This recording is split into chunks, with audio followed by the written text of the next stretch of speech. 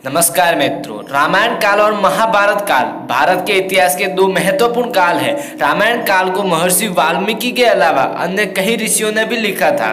महाभारत के काल को ऋषि वेदव्यास ने लिखा है। आज के इस वीडियो में हम रामायण और महाभारत की घटनाओं की 10 आश्चर्यजनक समानताओं के बारे में जानेंगे। और साथ ही मित्रों, अगर आप हमारे कर्मयोगी चैनल पे नए हैं तो कृपया हमारे इस कर्मयोगी चैनल को सब्सक्राइब करना बिल्कुल ही ना भूलें। तो चलिए मित्रों, आगे बढ़ते हैं। तो फिर मित्रों, पहले नंबर पे आते हैं दोनों ग्रंथों के नायक। रामायण के नायक प्रभु श्री राम थे, जबकि महाभारत के नायक 5 पांडव थे।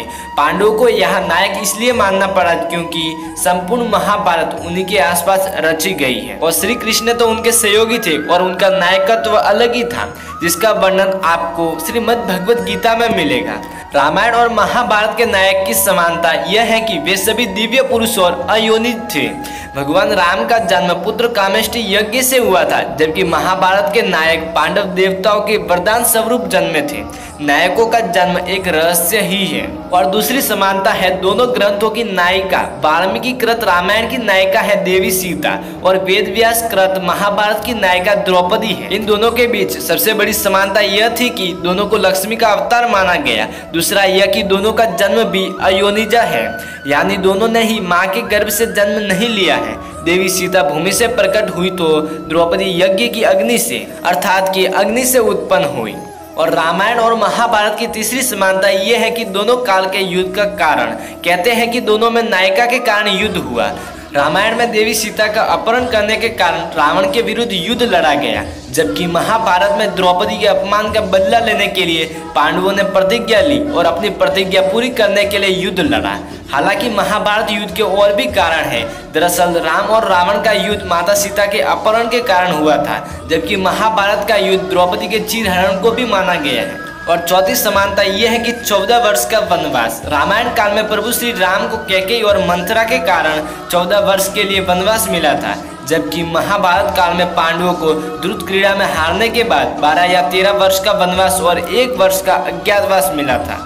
और पांचवी, विवाह की समानता। रामायण में प्रभु श्री राम को सीता से विवाह करने के लिए धनुष पर प्रत्यंचा चढ़ानी पड़ी थी, लेकिन इस कार्य में धनुष टूट गया था। और महाभारत में नायक अर्जुन को द्रौपदी से विवाह करने के लिए धनुष बाण से मछली की आग को भेदना था।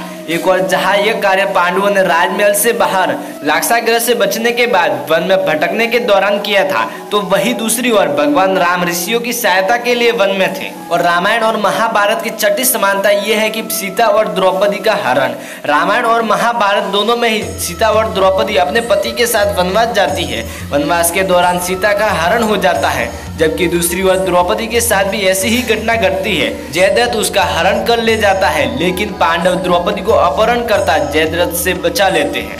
और सातवीं समानता, देवताओं के पुत्र। रामायण काल में भी कई ऐसे लोग थे जो कि देवताओं के पुत्र थे, जैसे हनुमान जी पवन देव के, जामवंत जी अग्निदेव के और बाली इंद्र का पुत्र आदि। उसी तरह महाभारत काल में अर्जुन इंद्र का पुत्र, भीम पवन देव के पुत्र और धर्मराज के पुत्र युधिष्ठिर थे। और पवन देवता के एक पुत्र हनुमान और दूसरे पुत्र भीम दोनों ही गदा युद्ध में कुशल थे।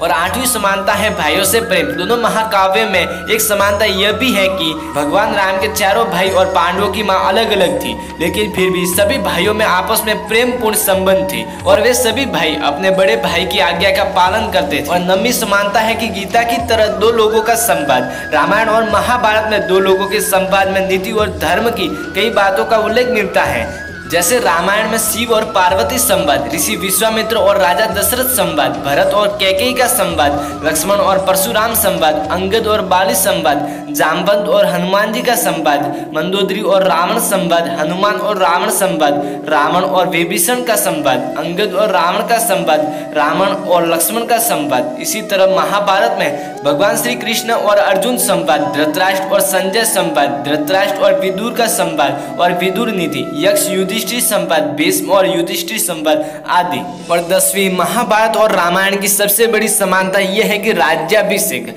रावण वध के बाद जब भगवान राम का राज्याभिषेक हुआ तो धर्म का राज्य स्थापित हुआ, जनता सुख शांति से जीने लगी। और दूसरी ओर जब कुरुक्षेत्र का युद्ध समाप्त हुआ तो युधिष्ठिर बने, तब धर्म का साम्राज्य कायम हुआ। अर्थात कि रामायण और महाभारत के दोनों के युद्ध के पश्चात धर्म का राज्य स्थापित हुआ था। अतः हम कह सकते हैं कि धर्म की हमेशा विजय होती है। तो फिर मित्रों ये थी रामायण और महाभारत की 10 मुख्य समानताएं जिसे आपने इस वीडियो में जान लिया। तो फिर मित्रों अगर वीडियो पसंद आया हो तो कृपया हमारे इस वीडियो को लाइक कमेंट शेयर एंड हमारे कर्मयोगी चैनल को सब्सक्राइब करना बिल्कुल ही ना भूलें। तो फिर ठीक है मित्रों, आज के लिए इतना ही, फिर मिलते हैं अगले वीडियो के साथ में।